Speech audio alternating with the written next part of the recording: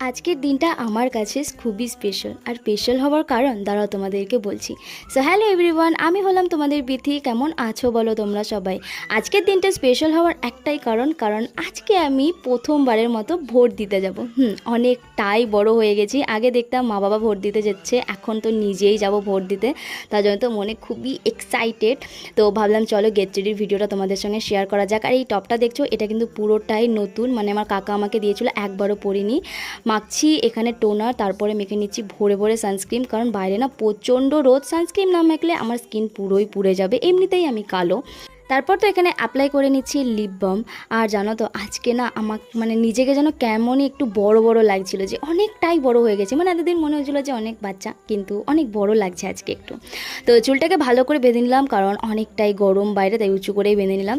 তো এবার আমি তো রেডি, তো চলো যাওয়া যাক। আমি যাচ্ছি আর আমার সাথে আমার মা আর বাবা যাচ্ছে। আমার বাবাও তোমাদেরকে একটু হাই করে দিল।